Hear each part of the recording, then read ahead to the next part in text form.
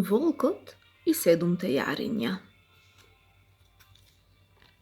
Еден ден мајката коза одлучи да оди во шумата за да донесе малку храна за своите деца. Пред да замине во шумата, таа ги повика своите 7 јариња и им рече: Драги деца, јас заминувам во шумата.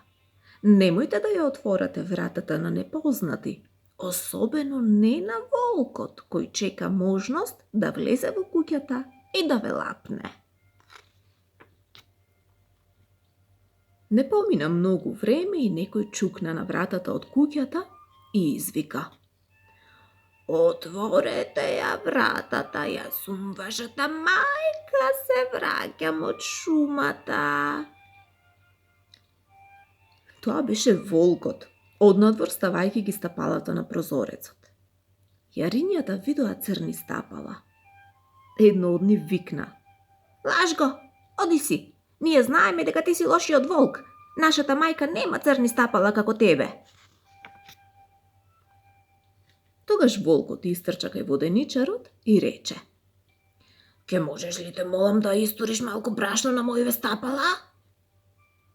Воденичарот си помисли: Мислам дека овој сака да измами некого. Тој одби да му помогне на волкот. Но кога волкот се закани дека ќе го проголта, воденичарот се исплаши и се согласи да му ги направи стапалата бели. Овој пат јарињата ги видоа белите стапала и ја отворија вратата. Но кој друг би влегол ако не волкот? Тие беа ужаснати и сакаа да се сокријат. Но волкот пронеде 6 јаренца и едно по едно ги проголта. Најмалото, кое се беше сокрило во кутијата од часовникот, беше единственото што се спаси. По извесно време мајката коза се врати дома. Почна да трча околу куќата горчливо липајки. Додека таа плачеше, 7-то најмало јаре излезе од часовникот и рече: Мамо, волкот ги лапна сите мои браќа и сестри. Мајката коза, заедно со своето најмало јаре, брзо излезе од куќата за да ги побара своите кутри јариња. Наскоро стигнаа до ливадата каде што под едно дрво лежеше волкот. Таа забележа дека нешто се движи во неговиот стомак. Таа си помисли дека можеби незините деца се уште живи.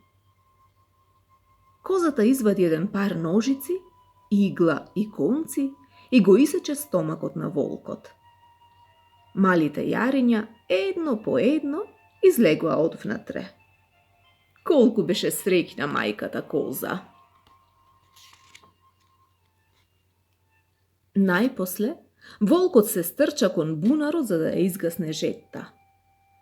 Колку ми е тежок стомакот, премногу сум изел, сите тие јариња. Кога се наведна над бунарот, тешките камења го повлекоа во длабоката вода. Тој се удави и 7-те јариња радосно ракоплескаа заедно со мајка им. Лошиот волк беше мртов. Откако си поиграа малку на ливадата, среќно продолжија на кај дома, заедно со својата мајка.